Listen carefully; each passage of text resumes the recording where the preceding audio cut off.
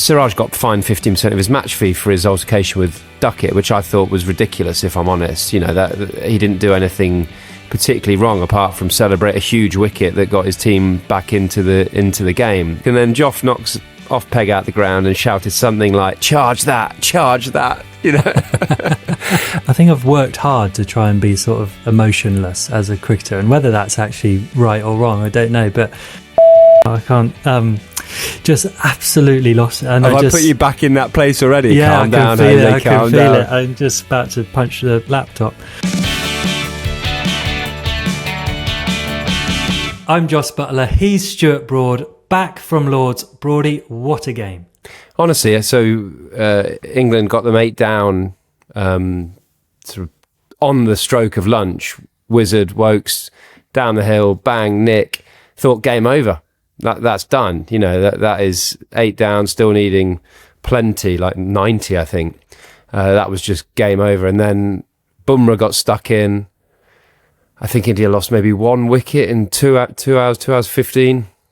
But yeah, I mean, that was obviously the emotion of today. That was so, you know, a couple of hours ago, so raw. But I think the whole test match flipped on that brilliant over at the end of day 3. I don't know if you watched that, but it was sort of 8 minutes to go.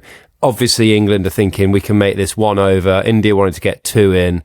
It'd been a really sort of slow test match, although we had Ruti's class with the 100, Carroll's class with the 100. It was those sort of, their sort of pitch, you know, no mistakes, no risk, not the way to 100, get a score, 387, parity, I think, for the 9th. So Benedict, our stats guy, says that it's like the 9th time in test history, and there's been, 2,500 men's tests or something. So really rare that you get that sort of level, completely level at the halfway stage.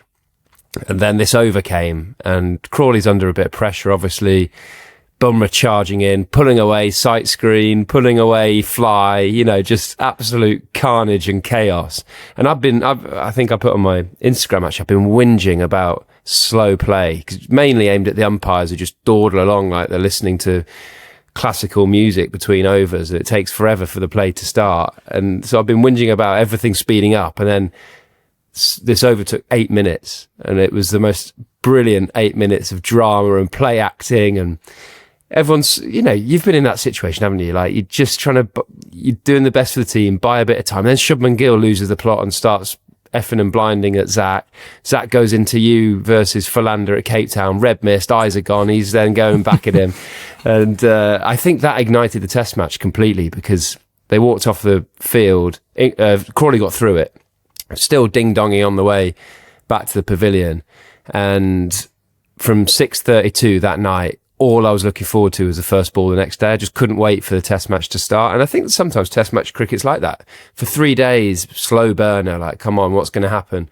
Pitch shows a bit of character, teams get a bit of needle. And the last 2 days were incredible. You must have been watching that final over on day 3 going, I know what's happening here. Yeah, I loved it. Absolutely loved it. And I think I even watched the full 7-minute clip of it, just and really enjoy, and knowing Zach, he would have been absolutely loving that in his element. Just, yeah. But like you said, it just lit the whole test match alive. And I think just never experienced anything like that again in T20 cricket, then one-day cricket that I'm playing. There's the scenarios that test cricket throws up are just, you just cannot replicate it at all. So that, the way, like you said, the way the game was panning out, it's parity, and there's 8 minutes left on this day. India is sniffing a wicket. England are doing everything they can to slow the game down.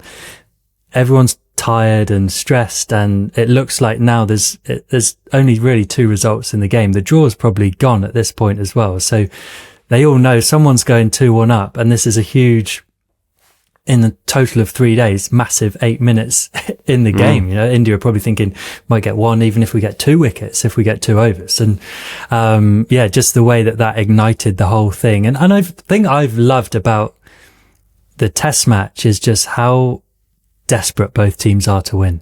How much that, we've talked a lot about Bazball, and you spoke about how, they try and take the result out of it, and it's not just about winning. They try and free the guys up to do that. And absolutely, they're still trying to play in that way. But I thought this test showed both sides just how much this series meant to them, how desperate they are to win. I mean, Stokes, the captain, is just drags his team with him all the way. And then I think you think about him watching that one over from the balcony, thinking, right, it's game on now. You're going after one of my players.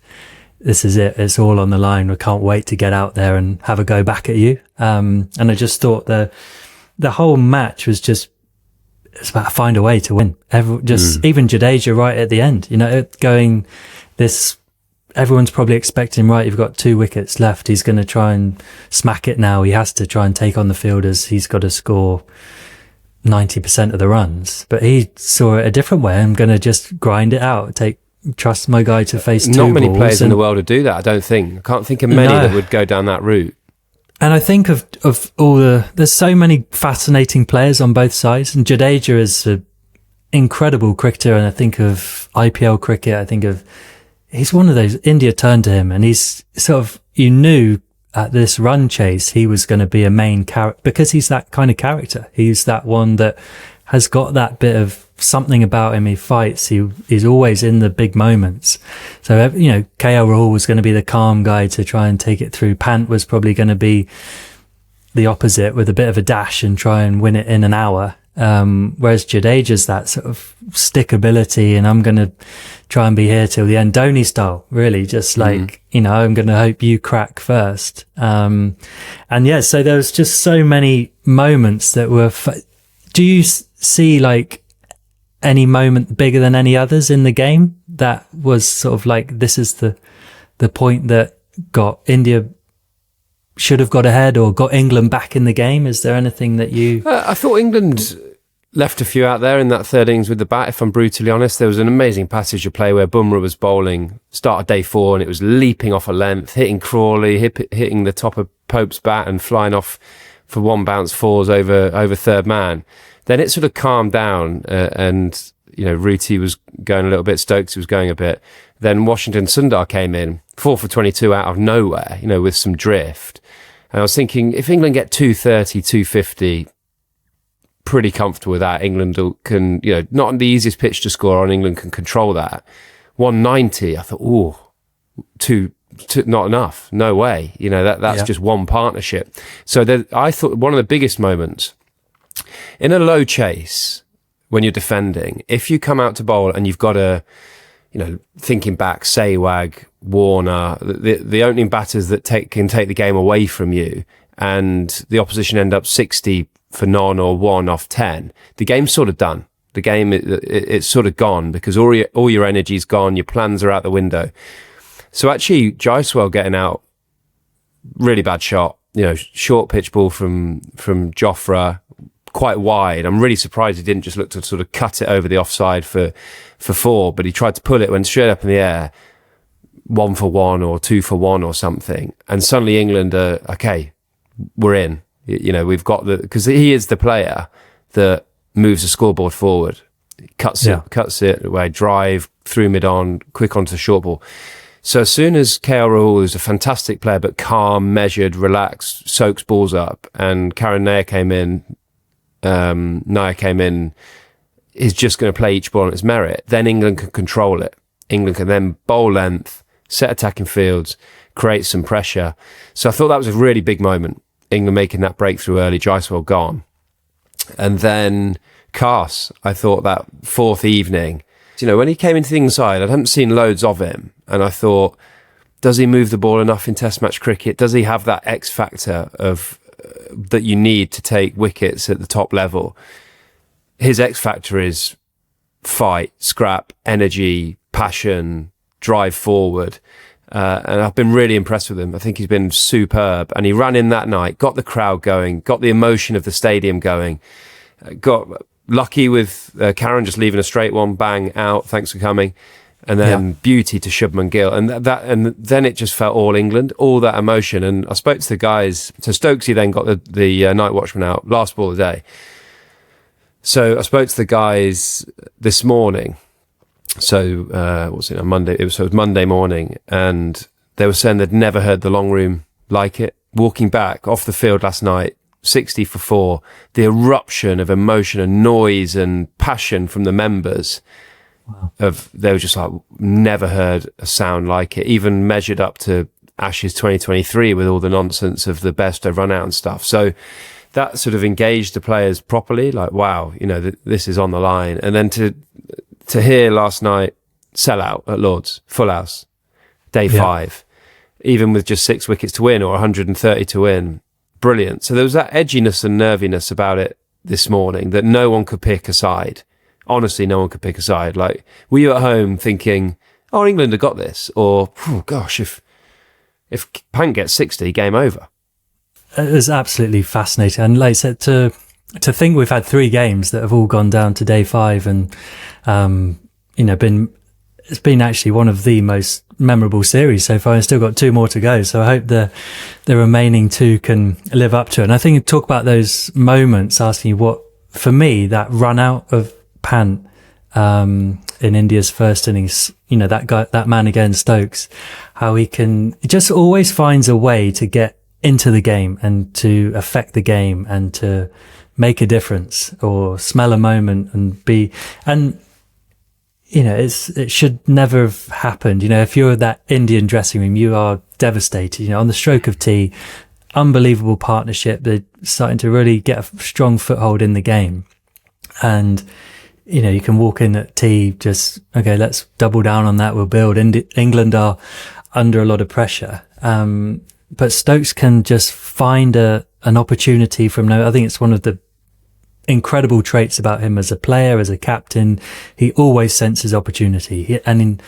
Then he has the mentality and the skill to grab it. Because as a piece of skill, to pick it up one-handed, throw over his shoulder, direct hit to run him out by, what was it, a couple of inches? But the awareness to know that KL Rahul was late 90s, Pant's going to try and get him back on strike, couple of balls to go till the lunch break. The awareness to think, I'm on it here. That's a gap he's going to aim for. If he does, I'm going to get there quick. And to get himself in that position, that's where he's feeling. It's just all these, like, it's so easy to focus on big moments, which he absolutely makes it into, but he just puts himself in position to do these things, and to be able to deliver that at that time. You know, it could have been shy at the stumps and it misses and it's what could have been, but to actually make it the moment, which, you know, I think really did change the course of that game quite significantly, because they looked pretty untroubled at that point, Rahul and Pant, but there was loads and loads, like you say, loads of those moments, and different people will pick out different moments from this game where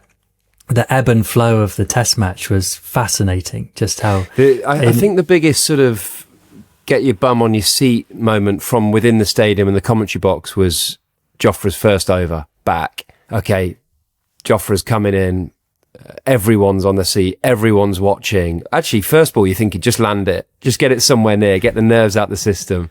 And then third ball, perfect, down the slope, seam up, nick to second slip. And the emotion, you know, how I looked at that, obviously I saw him charge away and scream and the emotion of taking a wicket.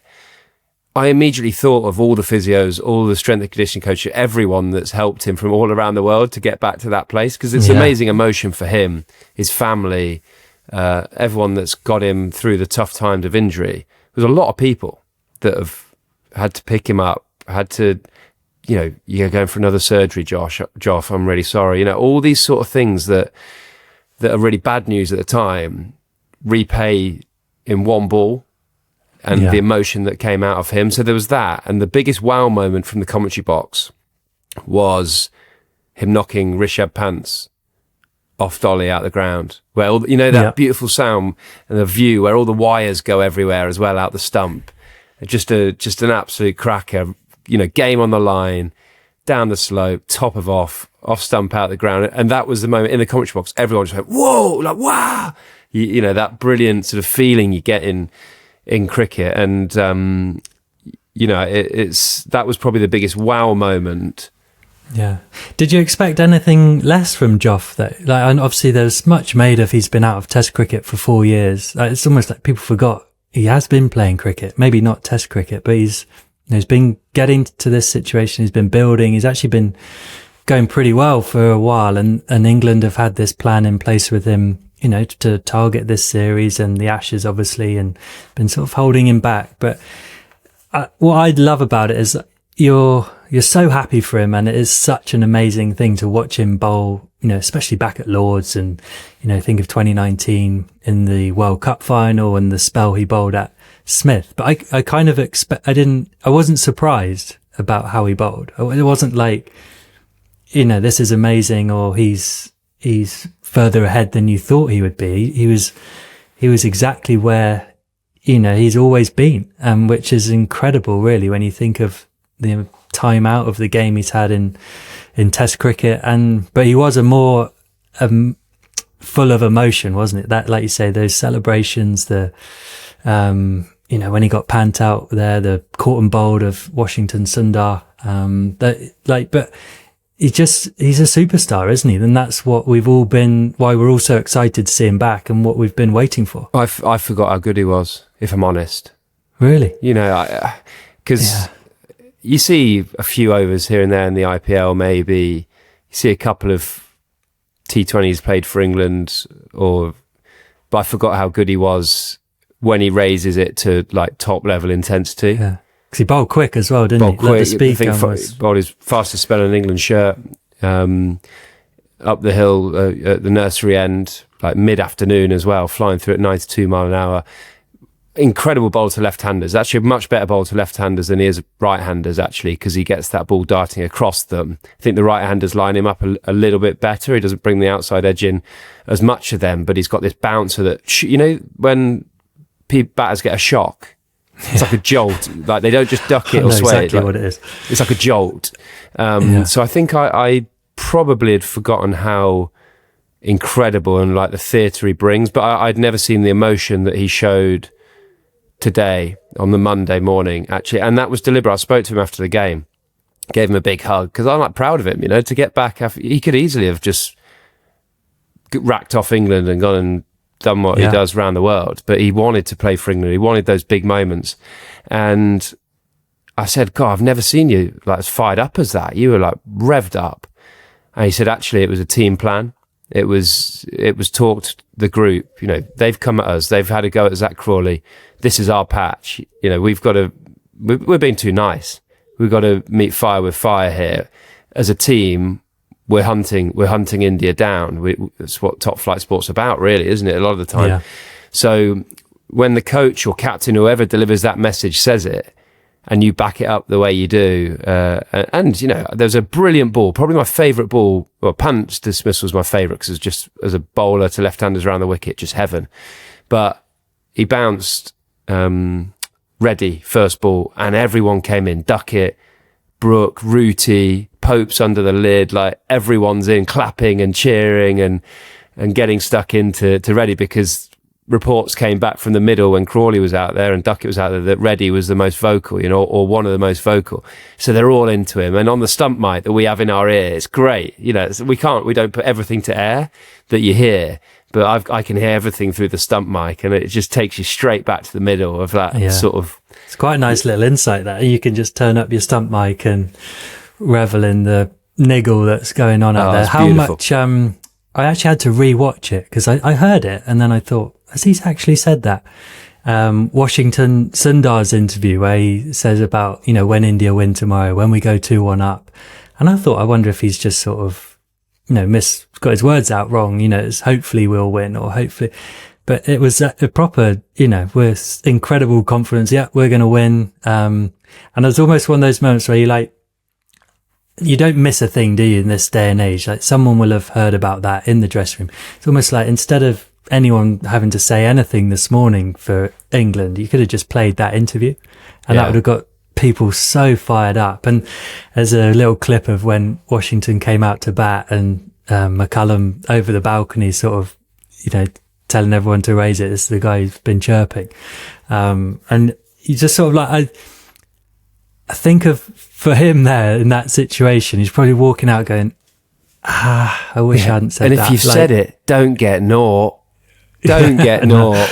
You can't do that. You set yourself up, don't you? It's horrible. But you're like, no, everyone's all over me. But, like I could have just come out here and tried to, have a good game and it'll be all right, try my best. But, everyone knows that what I've said in the media last night, and this is going to be, everyone's after me. Even McCullum, who's perhaps been the only time he didn't have his feet up, he's leant forward to say, come on, lads, ramp it up for this guy. So, but it's been the thing is, we've all done interviews. Amazing. We've all done them where you say it, because a lot of the interviews, sometimes your brain's a bit scrambled. You've had a busy day, a lot's going on.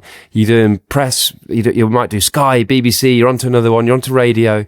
And we've all done one where we've said something, you walk off, you go, did I say that? Oh, no, I think I did say that. Can you just retract that before I it want to goes retract out? that, but it's already out there. So, yeah, I'm sure.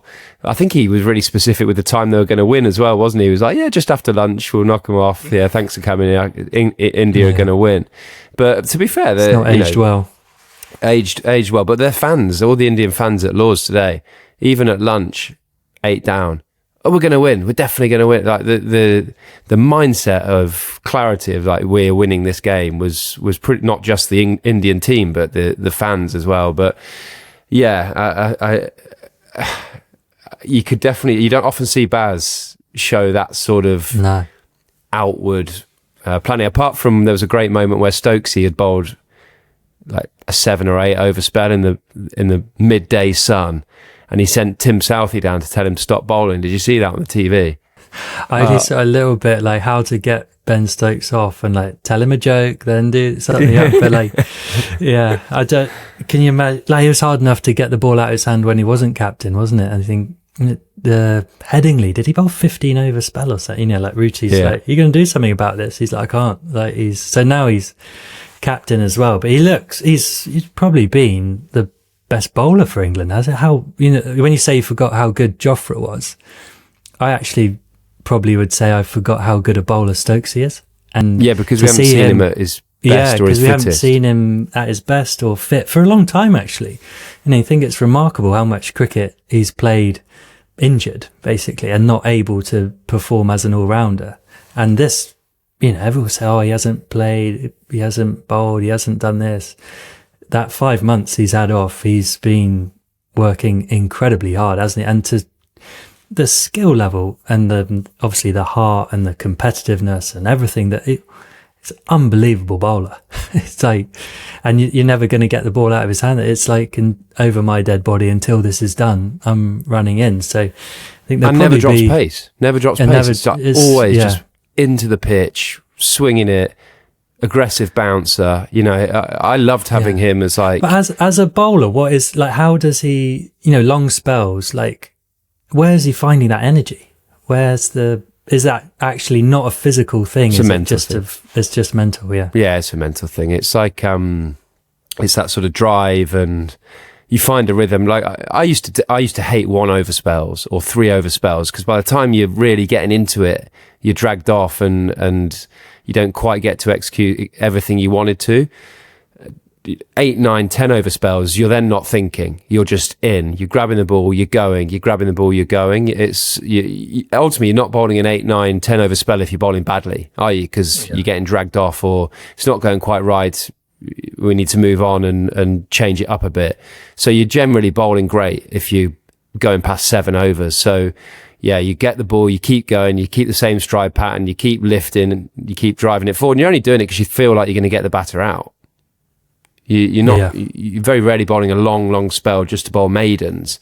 So it just proves Stokes' mentality in a sense that he believes he's going to get a batter out all the time, because I'll go again because I'll get him out. I'll go again because I'll get him out. And he did it again today. He bowled a 10 over spell, I think, like a 12 over spell.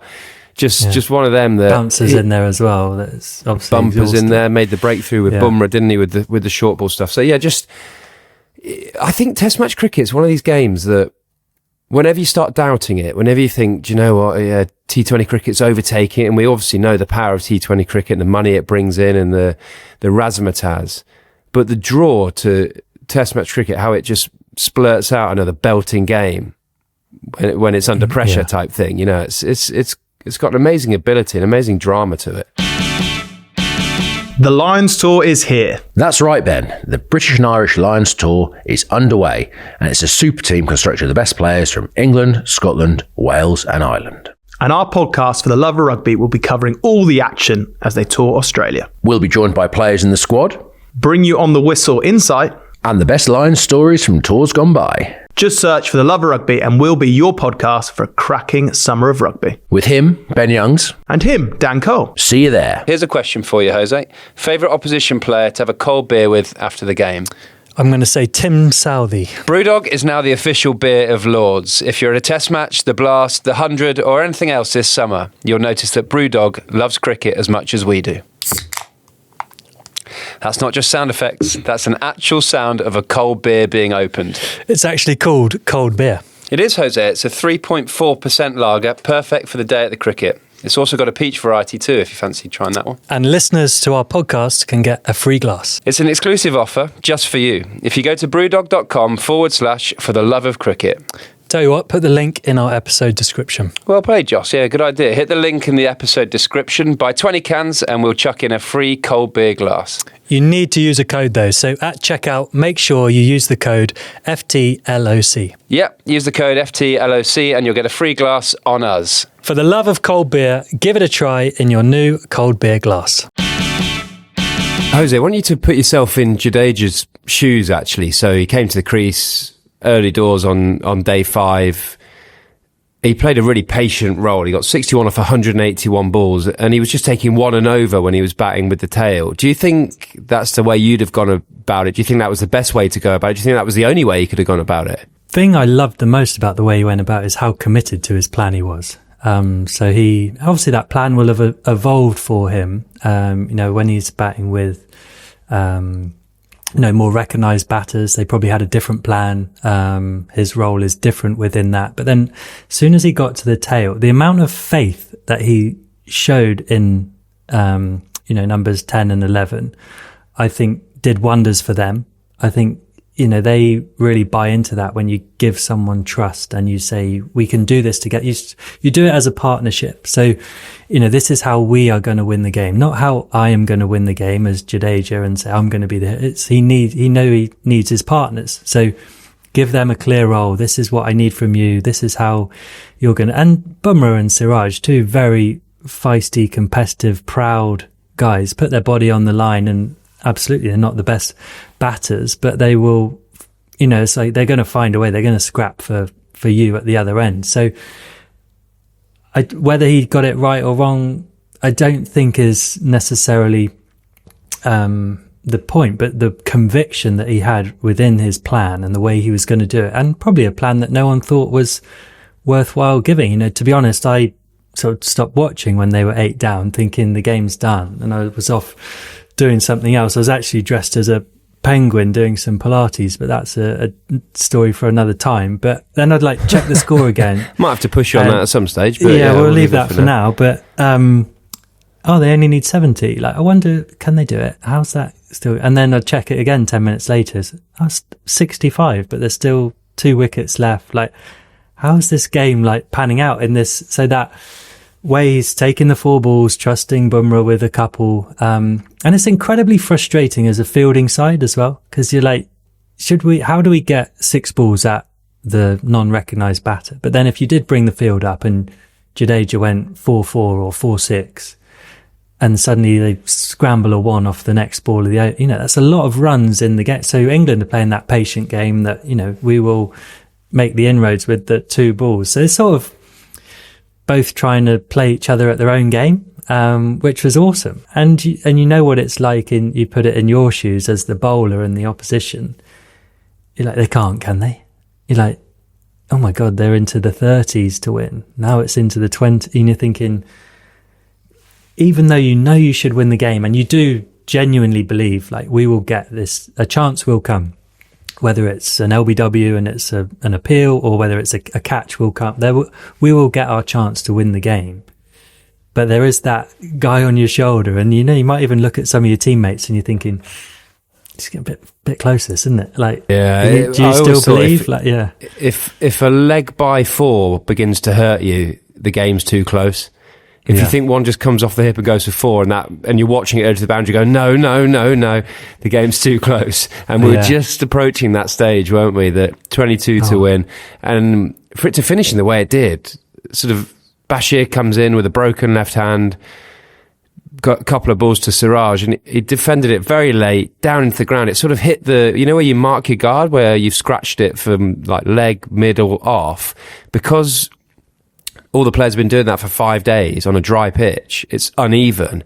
It sort of spun off the scratch marks back onto the base of leg stump, and this bail just almost fell off. There'll be some brilliant still pictures, cricket, doesn't it? There'll be some brilliant still pictures of that, of players like just about to jump in the air with the expectation. If there'd have been those zinger bails used in T20 cricket, that's not coming off. Might not come off.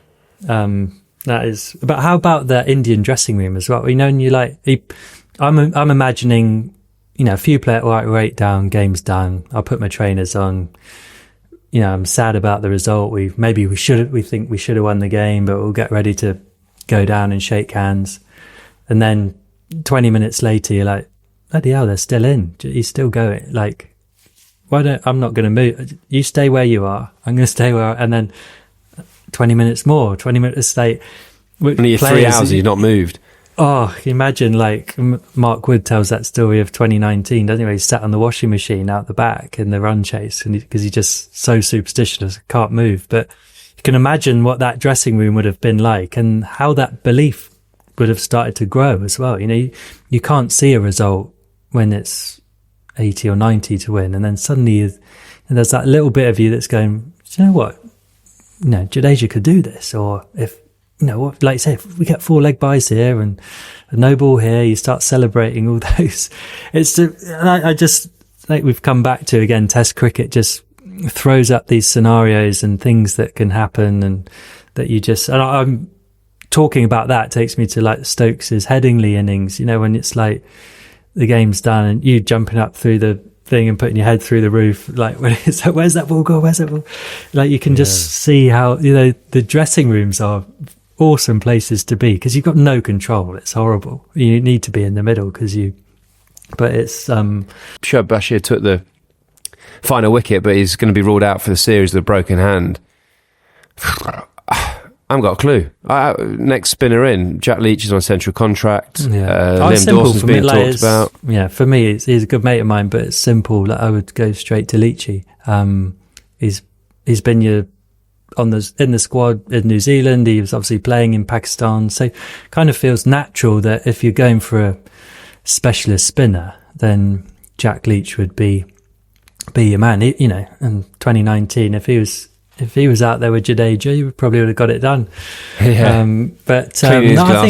don't know. I'm not obviously a select. I know I'm biased because he's a mate, but just, you need a specialist spinner, don't you? I don't see a world where they go Bethel and Root can do it.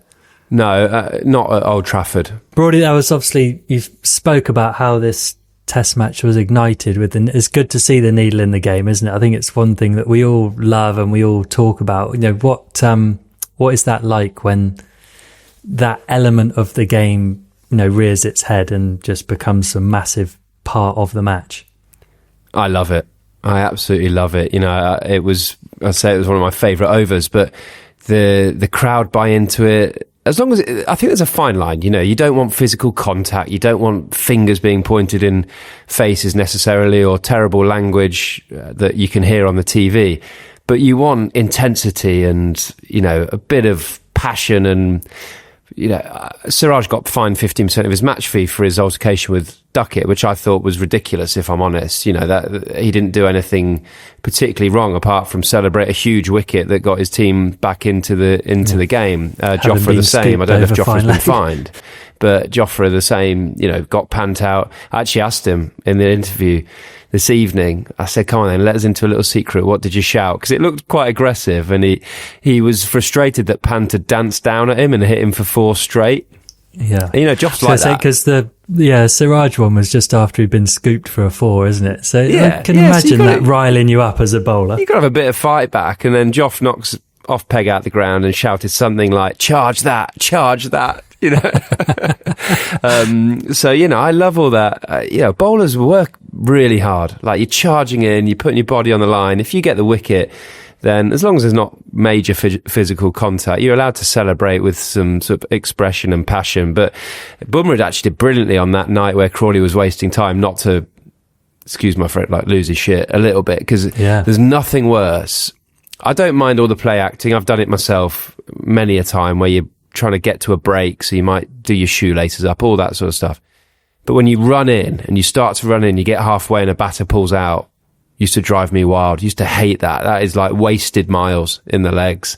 So Bumrah did really well to just to keep thinking calm. like of like Rassie Erasmus in the South Africa rugby. He's always thinking of something different. He's doing it as a bowler. Can you almost like overplay that and you drag it out? So you're like, right, it's obviously going to just be one over now. Let's start playing the batter. Is that because I'm thinking, oh, I'm a batter, I'm in control, I'll pull out. Like, can you start doing that? Oh, the crowd would have gone wild, wouldn't it? Like If Bumrah ran all the way in, delivery stride, and then doesn't bowl. Yeah. I mean, you've seen that in T20 cricket, certainly, where bowlers load up, batter moves too early, they pull out. So it's certainly within your control to do that. I think any way as a bowler you can get the batter out of their rhythm, or doing something different that they're not expecting, or that whole you're not in control of this game, we are type thing. There's always that cricket thing, it's 11 versus 2, isn't there? You need that, the batters to feel like it is 2 versus your whole team, and any way you can shape that to feel like it's an advantage for you, for sure. Yeah, do it. But I love the nil. I don't necessarily love the send-offs. I'm not someone who's ranted and raved at people too many times. I've had the odd fine here and there for being a bit too emotional, and it generally comes if you get hit for a boundary and then you get a wicket. You're sort of frustrated at the boundary, and then you're letting out that frustration in the moment of taking a wicket. I did one to Marnus Labuschagne, I think, in the 2019 Ashes at Old Trafford, where there was a bit of a argy-bargy going on. I wasn't even bowling, and he's shouting at us for some reason. I think maybe, can't remember, Stokes is having a go at him, and I'm just in the background like waving, just like, and it got caught terribly on camera, me just like waving him off really lame, just like bye. It's like the worst comeback of all time, isn't it? He was just shouting and swearing at me, and I'm just going bye. Can't do anything terrible about it. But we're all tough guys on the field, aren't we? And then you get exactly. You were very calm, weren't you? You're like quite a unmovable type of character. Apart from the famous sort of Vernon Philander, his final test match where your eyes went. I've seen those eyes go a lot in football, but the eyes went on a cricket field. You get sent that all the time, don't you? It's just one of those things that probably a handful of times, like, that's definitely the worst you've been red miss wise, isn't it? Yeah, no, that's kind of I think I've worked hard to try and be sort of emotionless as a cricketer, and whether that's actually right or wrong, I don't know, but I've tried to be, I'm level and this and that, but I do have a bit of a champagne cork moment at certain times. Like I said, it was usually warm up football, but I can certainly, my eyes go and I do lose it a bit. But the Philander one. Bet you about that. What it seems so. I was at mid on. It seemed so lame. No, so as a wicket keeper, when people throw the ball in, like if the batter only subtly moves or doesn't, usually people just get out of the way and let you have your space and you catch the ball. So I can see the guy's thrown the ball in, and I can tell it's like he's trying to stay close to it. I think Rooty threw it, stay close to it just to sort of annoy me, but then it's actually clipped him. And as I've tried to catch it, it's actually clipped him and then hit me straight in the head, in the helmet. And as it's hit my helmet, I can feel my head explode. And I just, and it was I can't, just absolutely lost it. And Have I put you back in that place already? Yeah, calm down, I can feel it. I'm just about to punch the laptop. But I just lost it and just went at him. And the game was getting a bit tight. Well, he was playing quite well, actually. I think we needed 3 wickets to win, and he was being quite annoying in terms of playing quite well and staying in. And I just, absolutely lost it. And, I think, like I said, I think Jofra usually sends it to me at least once a week. Just because it's so, like you say, probably out of character, but me knowing myself, it is in there. So, but yeah, I had obviously Stokesy stood behind me, so I was probably feeling a bit brave. And was that your only fine? Is that your only fine for outbursts? I don't even know if I got fined actually. Well, I must have, but I can't actually remember going to see the match ref. But yeah, just lost by what I like about the niggle from this game is how it all now, it's a storyline in the series. Luckily we've got 2 games left, and these storylines will, continue and develop. And I remember the next game after that being in Port Elizabeth, and it was like, right, we've had this altercation and now I'm going out to bat. And obviously it's 11v2 and 11v1 at that point. And the South African team had sort of made a huddle, like right between my direct line of walking to the wicket. And I had that moment about 30 yards out, like, I'm going to have to walk straight. Like, I can't veer off my line here. Like, I will look so weak if I back out of this. And, they're obviously stood there trying to, so it's like one of those, like people get a nice guard of honour, don't they, for their last not match nice guard of honour. So this was like one of the, I just got a volley of abuse as I walked straight through their huddle of sort of, just expletives and, those kind of things. I didn't get any runs, but at least I walked straight through them. But yeah, I just, like these kind of things, these things will carry on now into the next few. It's a shame you got a week off probably, isn't it? Because it could be still very fresh in the memories. But there's always one of the great things about cricket, it always turns out with a good handshake at the end and a lot of respect. Not necessarily that you haven't. You don't move on, forget. You don't move on, forget. No, you never forget. But you have that handshake, and I'll see you next week, and I look forward to this all kicking off again. And it might be day 1, it might be day 3. You never know quite. There'll be a moment when the game just takes off again, or someone says something, and that's because we all care, right? Like, everyone's incredibly competitive. Yeah. We care, and that's what I've loved loads about this series is how much passion and care, and like you say, for Test cricket as a product and as a game, you cannot really beat it. It's part of it, and people talk about the spirit of cricket, and it's different for everyone. It's like that line changes daily, depending on who you are. But I think it's good to see it. It's good to see how much people care and how much people want it, and the emotion, and that's really where it's born from, I think. You've got your own collection with Laithwaites. Beyond the Wicket, series of wines by Stuart, Broady, even a nice little signature there. But it's been a real passion project for me. Wines from all over the cricketing world. Great memories of playing cricket in these places. And that's where this collection came from, really. Just the memories of that, putting them into bottles of wine. And you like the old glass of wine, don't you? Yeah, I like a glass of wine. Keep holding the Stuart Broad wine. Good food, good company. It's always nice to spend time with family and friends and a good bottle of wine. And Beyond the Wicket isn't the only case you can buy. We've put together our own case for the love of cricket. It's going to be 3 whites for your love of white ball cricket, Jose, and 3 reds for my love of test match cricket. Available exclusively from laithwaites.co.uk. Laithwaites has a fantastic selection of wines from all over the world. Whether you're a seasoned wine lover or just starting out, you can shop by the case or sign up for one of their brilliant subscriptions. There's something for everyone. So pour yourself a glass, settle in and join us for the love of cricket and a good bottle of wine with Laithwaites. Broady, another record for Joe Root in this test match. 211 test catches, the most by an outfielder. I'm sure you're about to say, but you dropped loads off me. Relentless, isn't it, these records? Well, actually, we've been just doing a little few numbers through CricViz. Rooty dropped 12 catches off me in test match cricket. That seems light, if I'm honest. I remember at least 40. You remember more.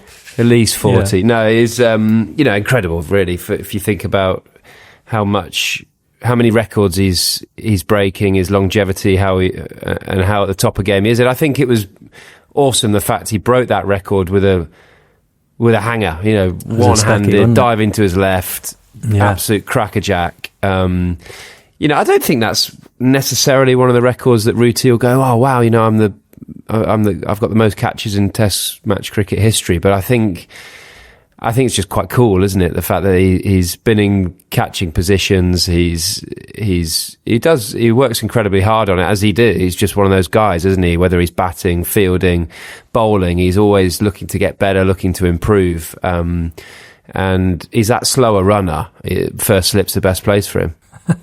No, I was good. Yeah, that is the best place for him, and he's obviously taken some great ones, and that was a brilliant one to get the record. But I think, like you said, it probably sums him up as a character and as a cricketer and as a player. He knows he's not the most talented fielder, and I saw his interview where he says, if anyone wants to watch good fielders, Harry Brook's been on fire at second slip, and obviously Ben Stokes is an amazing catcher anywhere. But Joe knows how important slip catching is. He knows how he just wants to be the best he can be at it. And you have to give credit to a guy who just works. Like you say, everything he's got, he works so hard at his batting, passionate and with his bowling and absolutely with his fielding. I think of him, really taking like a deep dive with Carl Hopkinson on his technique at slip and watching footage and what's his best position to be in as the ball is released by the bowler, as the ball is, at impact point with the bat, what position he needs to be in, working very technically, one-handed catches to his right, one-handed catches to his left. Just the care and attention. I think that's probably the biggest credit to this record for him, that how many catches he's taken. He knows he's not Jonty Rhodes and is the best fielder that's ever played the game, but it shows how much he works at something and how he doesn't, let any part of his game slip. And it's a great lesson to everyone. We always talk about his batting and watch him practice and watch him play, but it's more just the way he carries himself and everything he does, actually, that he does everything brilliantly, really, and with humility, hard work and those kind of things. So he's got some better records than just the catches, but this one is a good testament to his professionalism. Yeah, he's one of those guys that you just want him to do well at everything, don't you? He's got no sort of like edge to him or anything. He's just, if you pardon the pun, edge, catch, slip. No. He's just got, such a lovely aura about him. You just want him to do well. I must admit, to draw this test match to a close, this England team I just want them to do really well. Maybe that's because of the series that we're involved in, such a big series against India, such a big series coming our way in the winter. But Jose, sorry to sound a little bit rude, but I've been sort of back to back with this test match. It's been a crazy busy week with it all, but I know you had the Roses T20 Blast Derby. What else have you been up to? Yeah, so we've had 3 games of cricket. We unfortunately lost 2, but got back on the horse yesterday with a win.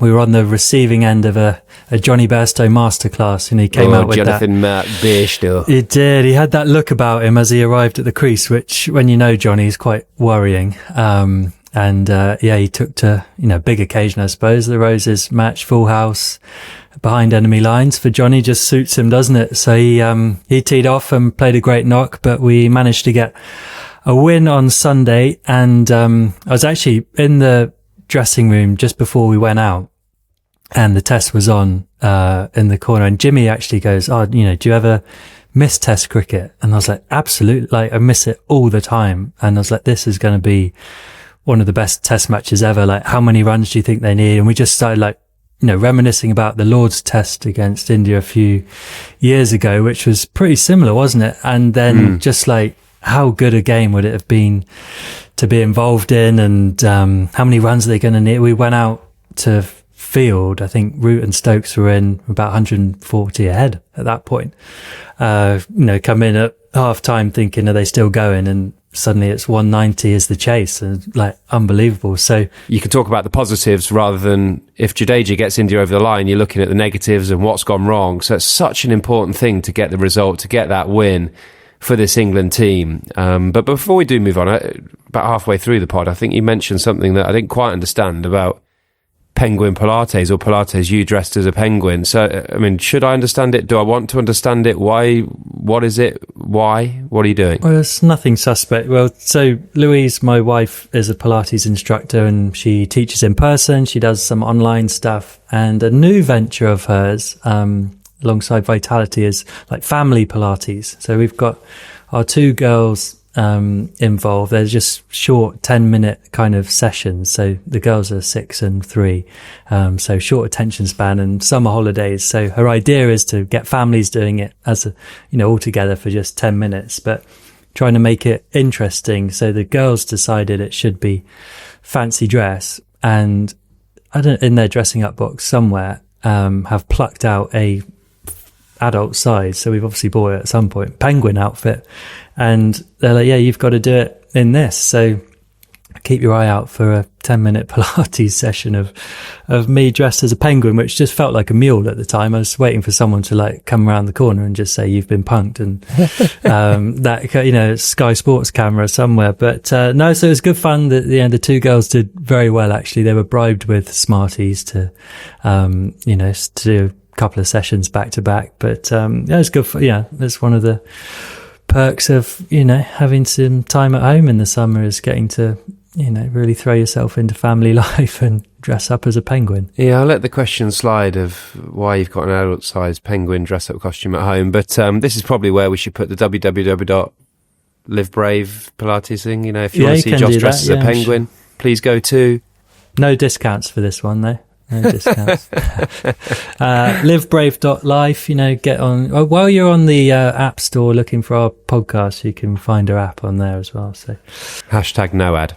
Broady, you've been probably the busiest broadcaster person in the world over the last week. So you've obviously covered the test match, but you have been out for dinner with Brian Lara, or been to a dinner with Brian Lara. And also you've been at the theatre with the grade cricketer. That must have been good fun. I reckon not many people have made me sort of starstruck over my time, but Brian Lara, like the amount of times I played Brian Lara cricket growing up and watched like world records in 501.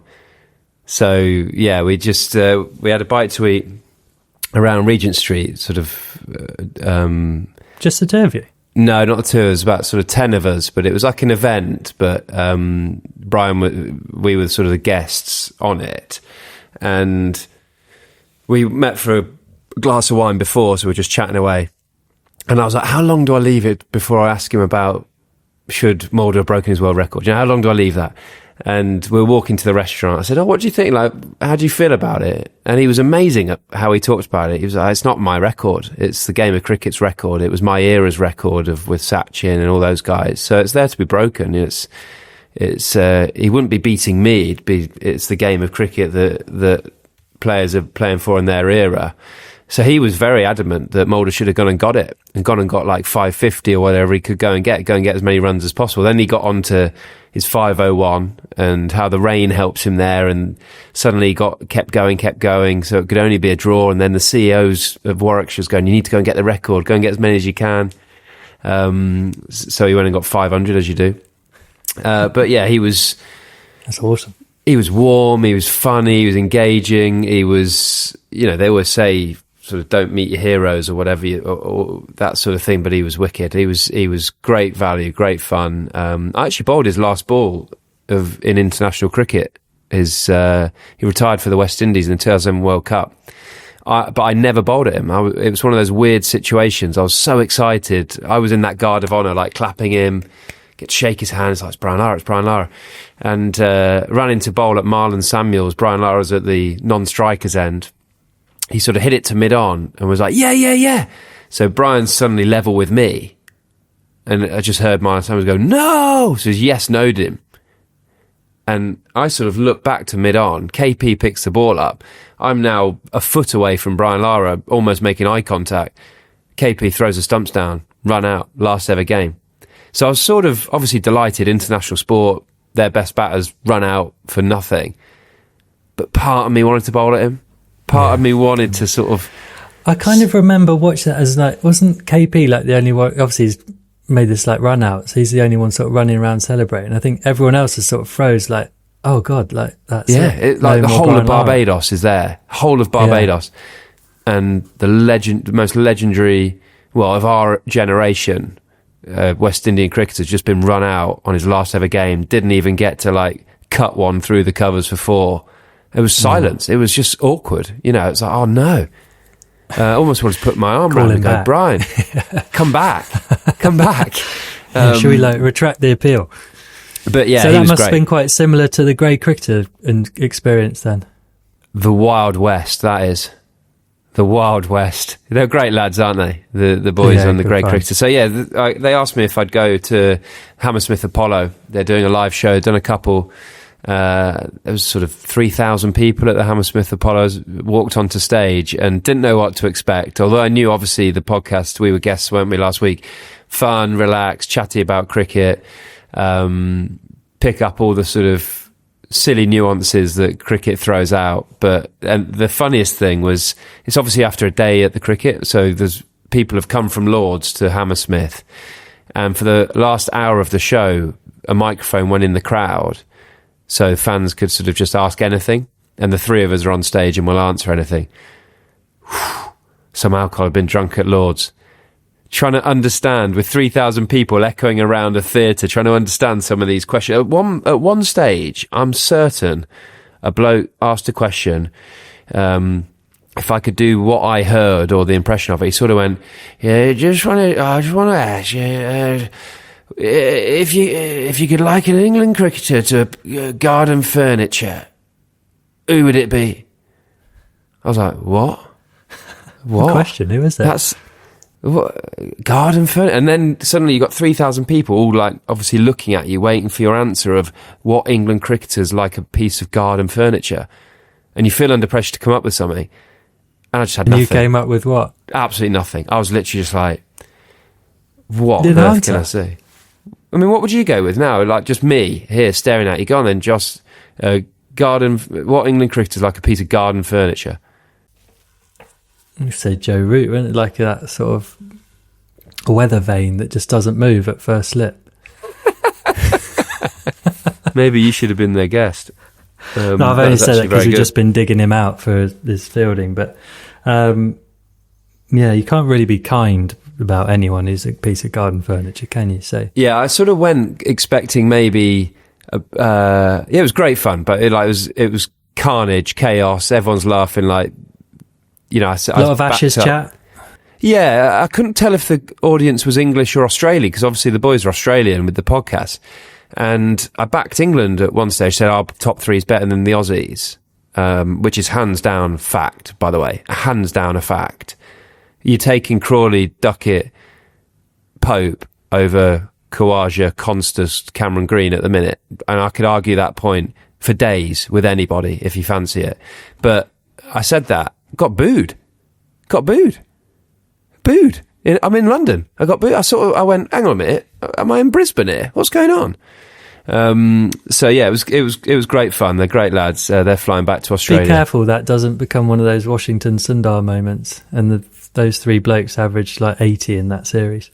Yeah, part of the job now, though, Jose. Innit? I've got to put an opinion out there. Put yourself on the line.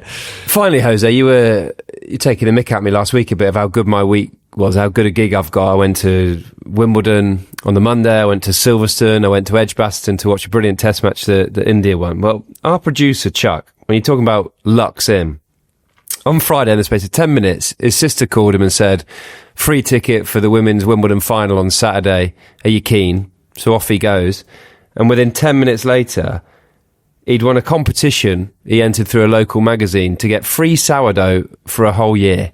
Free sourdough for a whole year. I mean, first of all, would you enter a competition to get free sourdough? I don't know. I don't know. Judging by the look of Chuck, he probably would, wouldn't he? He's all in for his sourdough. But yeah, that's a nice bit of luck. There's probably nothing better. I actually think there's nothing better than being lucky. Just that unexpected luck, and to get a ticket to the Wimbledon final is unbelievable. And then we have to get a bit more detail on this sourdough. Like, is it all you can eat? Is there some T's and C's in there, or got to be a few T's and C's, can't it? It can't be all you can eat. Must be, yeah. You can't clean them out, can you? Just send in sourdough. So if you get sourdough for your next birthday present or at Christmas, then you know. From Chuck. From Chuck, he's just giving it away. So not a bad spell, but yeah, saying bad luck, we absolutely love good luck. So send us in any of your luckiest stories, and we can read out some of the best ones on the pod.